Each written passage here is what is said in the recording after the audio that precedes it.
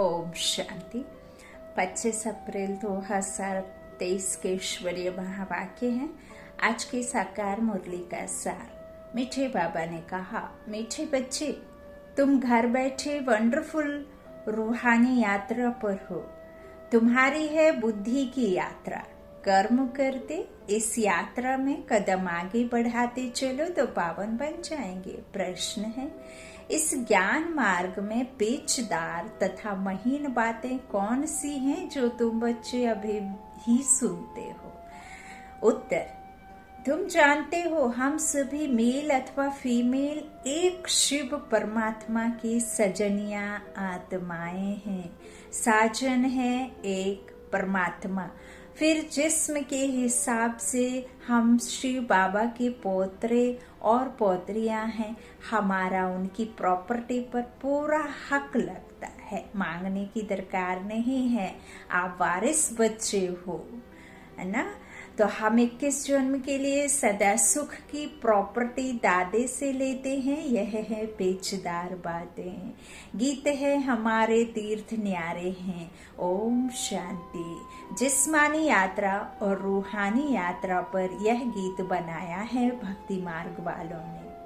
जो पास्ट में हो गया है उसका गायन करते हैं। जो भी मनुष्य मात्र हैं उन सभी को जिस्मानी यात्रा का तो पता है। देखते हैं जन्म जन्मांतर से चक्र लगाते आए हैं। उन्हों की बुद्धि में बद्रीनाथ, श्रीनाथ आदि ही याद रहता है। तुम बच्चों को भी यह जिस्मानी यात्रा आदि याद थी और अभी भी याद है। तुमने यात्राएं जन्म जन्मांतर की हैं। अब तुम बच्चों की बुद्धि में रूहानी यात्रा का ज्ञान है।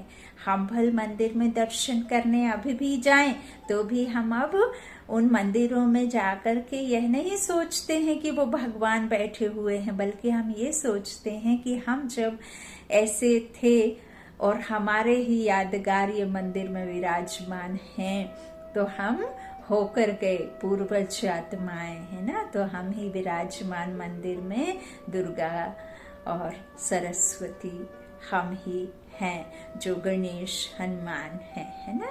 तो हम विघ्न हरता गणेश। इस तरह से अब हमारी क्या है यात्रा? कहाँ है? रूहानी यात्रा पर हैं, जिस्म की यात्रा पर नहीं। बाबा कहते मनुष्यों की बुद्धि योग है स्थूल जिस्मानी यात्रा तरफ, तुम्हारा बुद्धि योग है रूहानी यात्रा तरफ। रात दिन का फर्क है।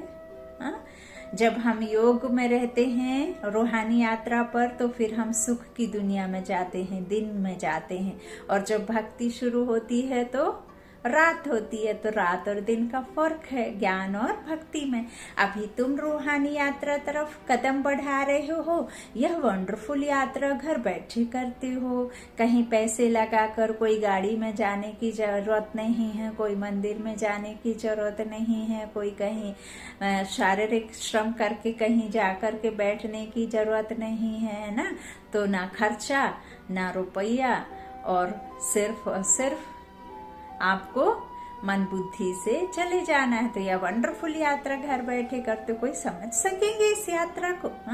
आप बैठे हो, आपके आसपास 10 मनुष्य आत्माएं बैठी हैं, 10 आपके परिवार के फैमिली मेंबर बैठे हैं।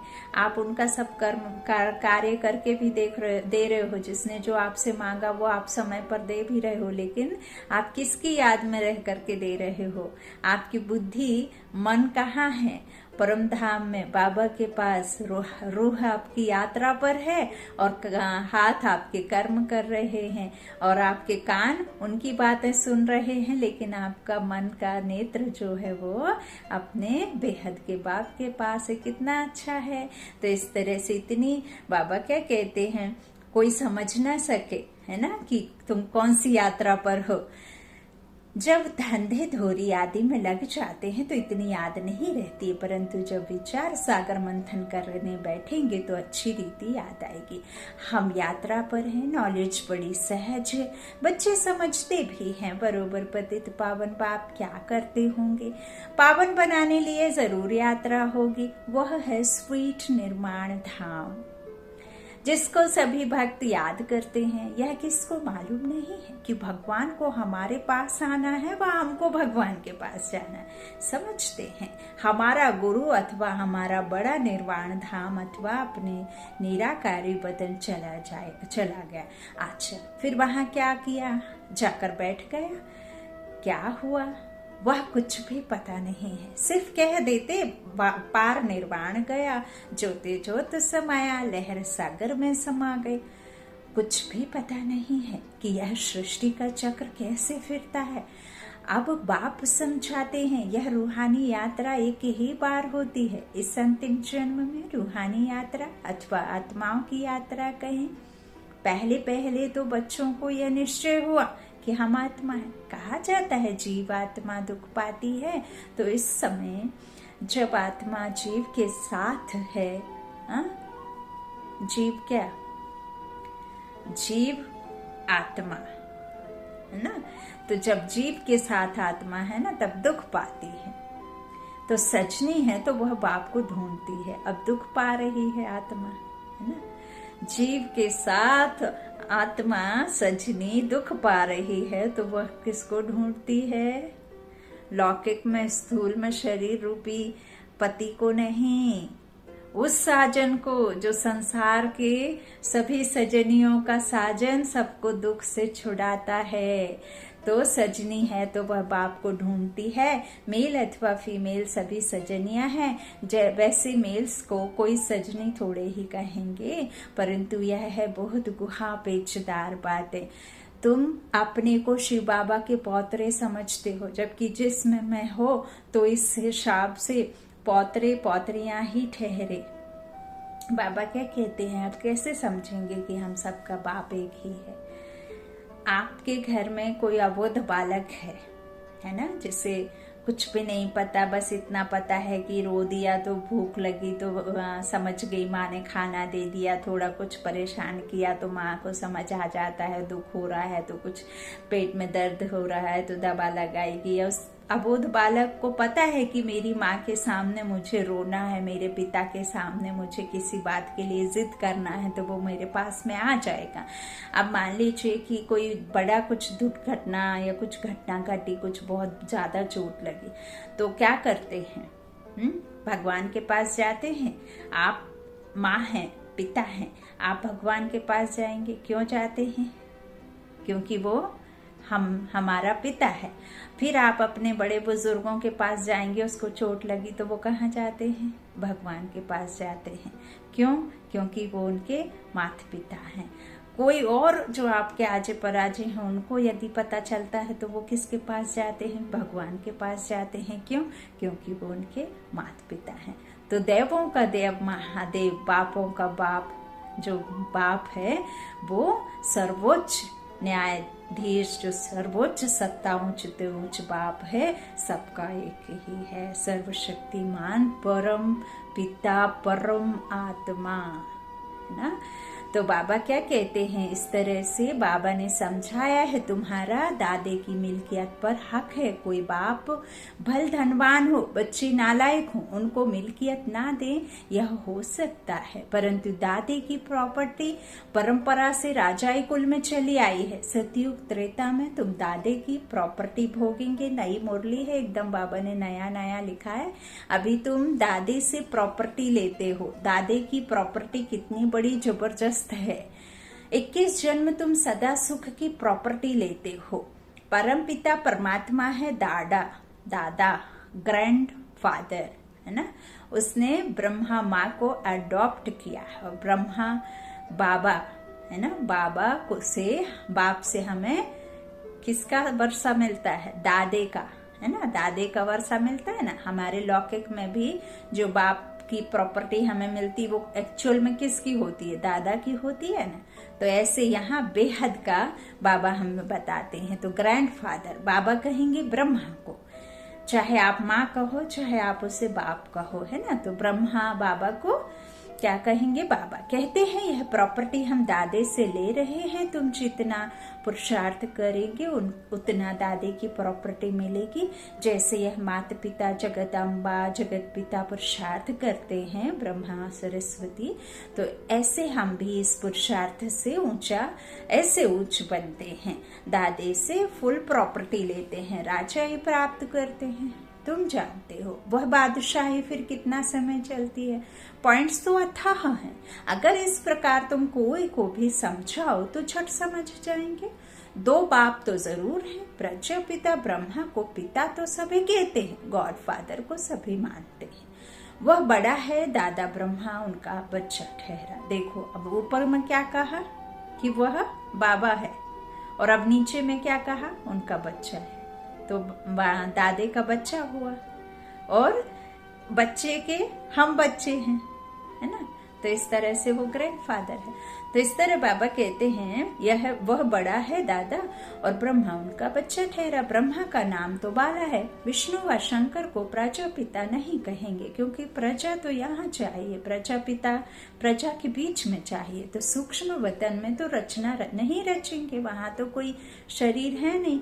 तो ब्रह्मा ही जरूर यहाँ ब्राह्मण रचते होंगे। ब्रह्मा बाबा कहते हैं ब्रह्म मुख कमल से परम पिता परमात्मा ने ब्राह्मण संप्रदाय रची। जैसे कहेंगे क्राइस्ट ने क्रिश्चियन संप्रदाय रची, इब्राहिम ने इस्लाम संप्रदाय रची। नाम आता है ना, शंकराचार्य ने भी रचना रची। हर एक झाड़ में टाल टालियां तो होती हैं। यह है बेहद का झाड़। इनका रचयिता अथवा बीज रूप तो मशहूर है, नामी ग्रामी है। फाउंडेशन ऊपर में है, बीज है ऊपर, बाकी टाल टालियां अभी यहाँ ही कहेंगे। यह सारे मनुष्यों की रची हुई रचना है। यह ब्रह्म कुमारी संस्था बीज रूप बाप ने स्वयं रची है, ना कि कोई नीचे वालों ने रची है।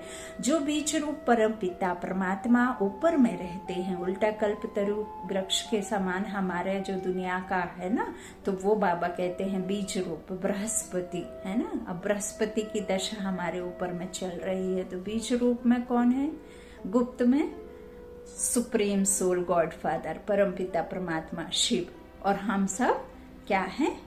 उनके तना जड़ पेड़ पौधे पत्ती सब है ना। तो जड़ में फिर कौन बैठा है देखा है ना आपने। अभी जो झाड़ है आप ध्यान से देखिएगा तो समझ में आएगा। बाबा कहते हैं बीज रूप परम पिता परमात्मा ऊपर में रहते। ऐसे नहीं सभी टाल टालियों का बीज रूप ऊपर में है।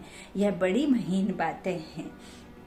परम पिता परमात्मा को हमेशा ऊपर में याद किया जाता है। जब भी कोई भगवान का नाम लेता है तो ऐसे नहीं कि नीचे देखने लग जाता है, हे प्रभु हे ऊपर वाले, ऐसे कहते हैं ना।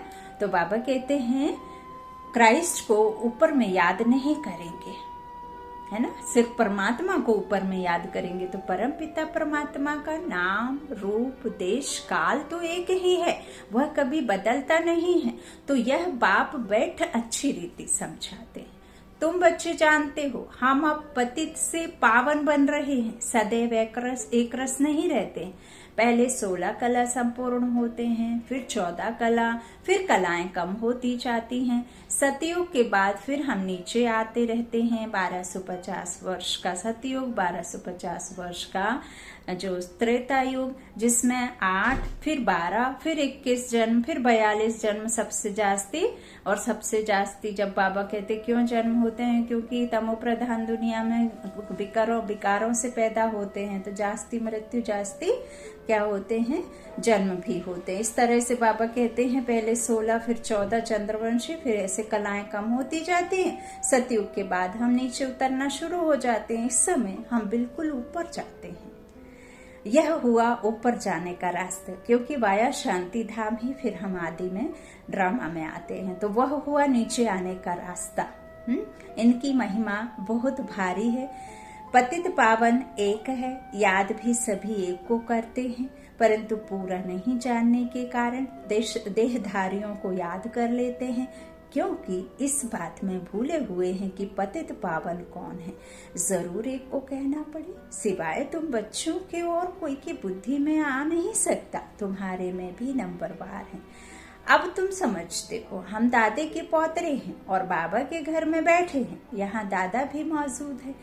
अब अवतार भी जरूर यहाँ ही लेना ना, लेगा कि नहीं लेगा? कहाँ लेगा फिर? सतयुग में तो नहीं लेंगे, तो यहाँ ही लेना होगा। तुम कहेंगे यहाँ हमारा दादा हमको पढ़ाते हैं, वह परम धाम से आते हैं, वह हमारा दादा है। रूहानी और सब जिस्मानी दादे होते हैं। तो दादा कहते खुशी में एकदम उछल पड़ना चाहिए।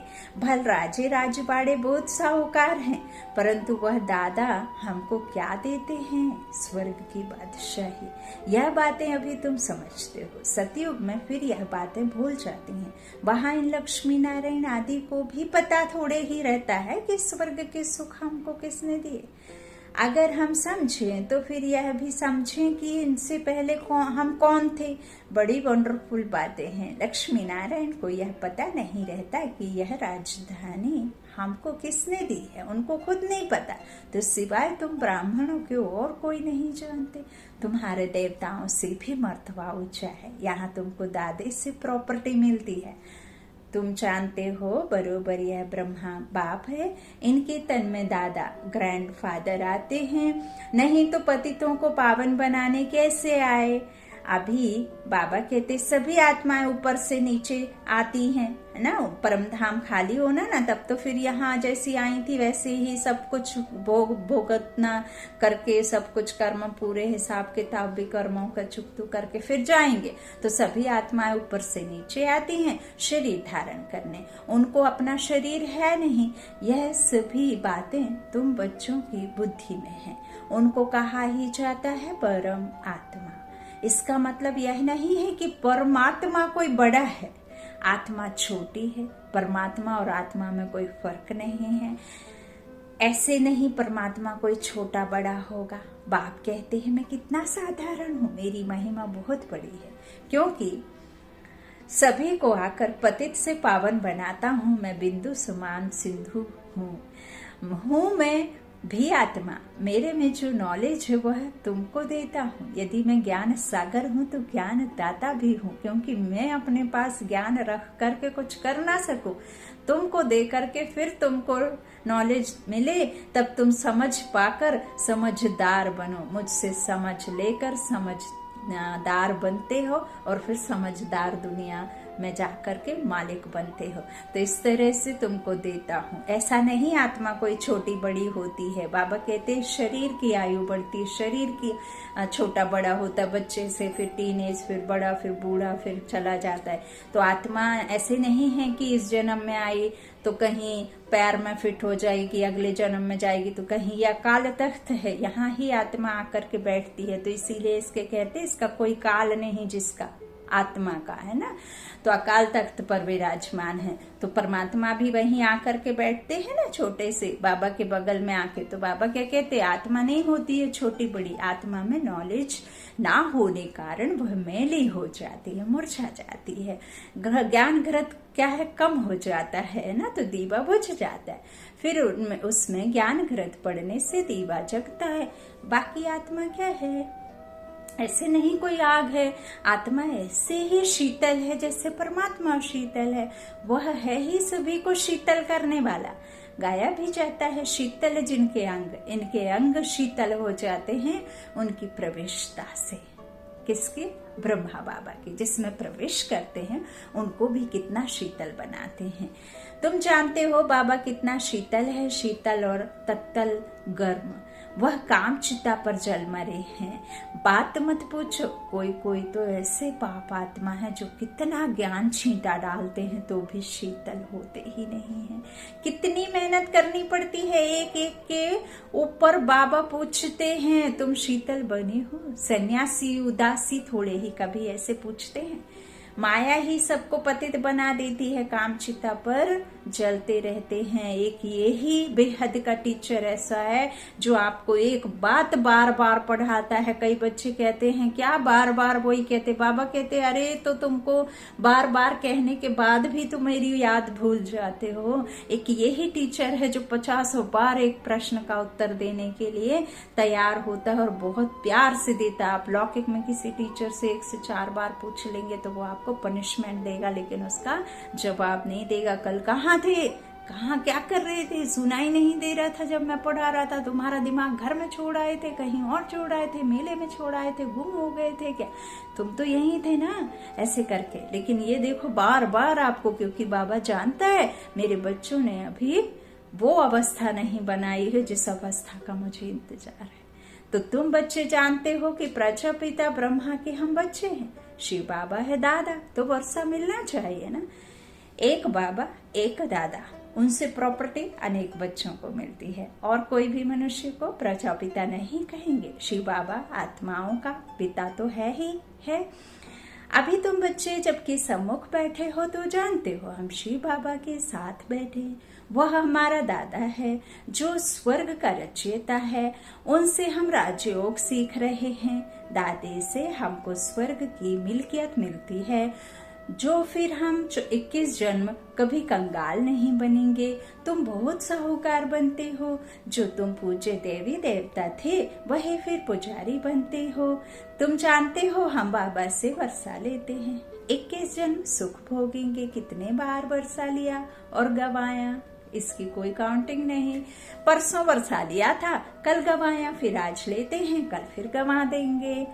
यह बातें तुम अभी जानते हो। इस समय नॉलेजफुल ज्ञान सागर बाप से तुम भी मास्टर ज्ञान सागर बनते हो, नॉलेज मिलती है। बाकी ऐसे नहीं कि कोई तेजोमय बिजली बन जाते हो। यह है सारी बड़ाई, जैसे श्री कृष्ण की बड़ाई की जाती है। वह जन्मता है तो सारे घर में रोशनी रोशनी हो जाती है। अब उस समय तो था ही स्वर्ग दिन, रोशनी तो थी ही, बाकी ऐसे थोड़े ही कोई लाइट निकलेगी, यह भी सिर्फ महिमा की जाती है। वैसे ही परम पिता परमात्मा भी परमात्मा है, बाकी महिमा सारी कर्तव्य पर निकलती है।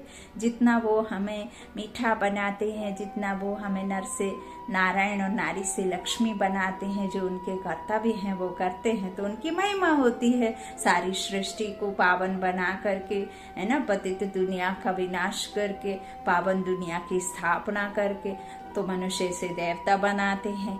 हाँ, इतना सारे विश्व को शांति का विश्व पाठ पढ़ा करके शांति की स्थापना करते हैं, तो उसकी महिमा निकलती है। ऐसे नहीं है कि कोई बिजली चमक के प्रेरणा से कोई ज्ञान प्राप्त कर लेगा, है ना।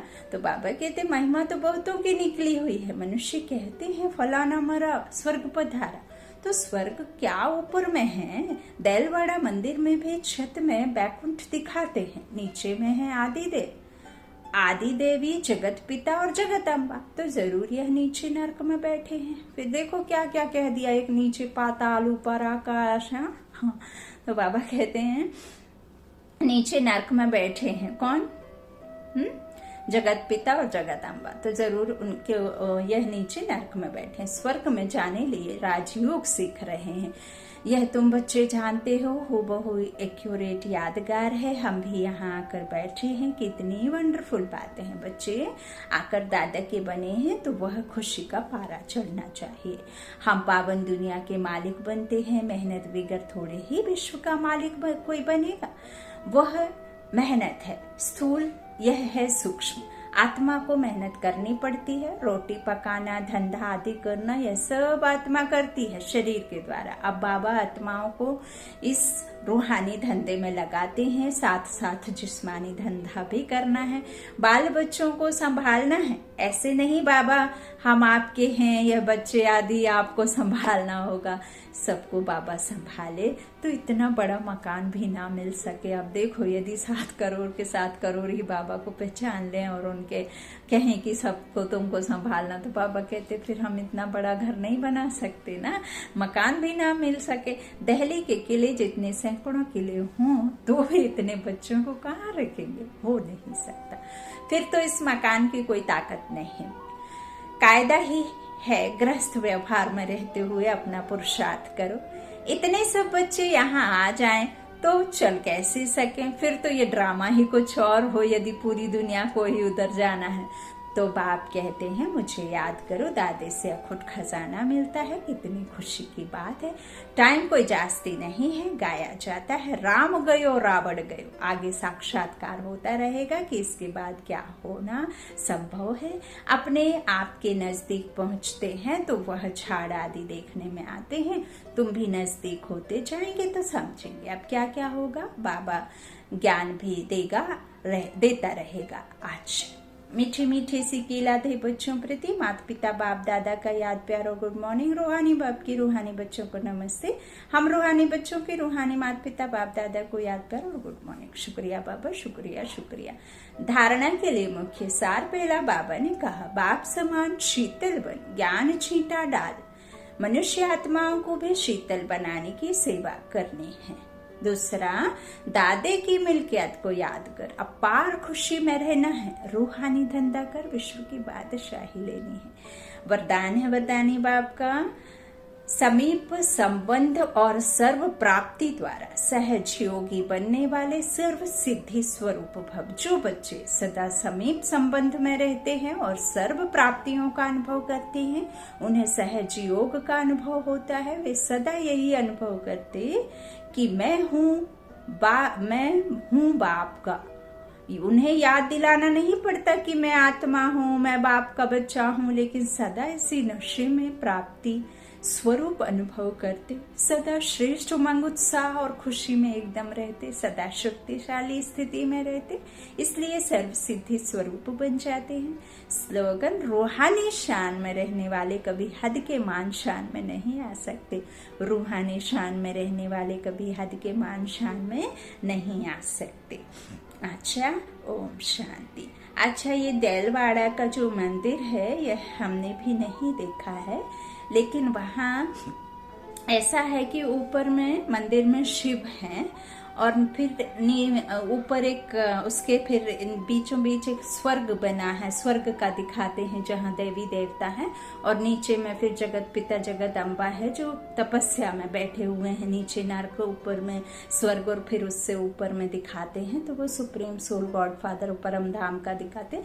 तो ऐसे ऊपर परमात्मा को, फिर बीच में ऊपर में स्वर्ग। तो वो कहते हैं, मैंने सुना है कि क्योंकि जब देवी देवता स्वर्ग में रहते हैं तो वहाँ कोई भी विकारी नहीं रहते। कहते हैं देवी देवताओं का पैर धरने पर नहीं पड़ता। इस हिसाब से निर्विकारी दुनिया के मालिक जब रहते हैं तो देवी देवताओं के राज्य में कोई भी रावण एंट्री नहीं कर सकता।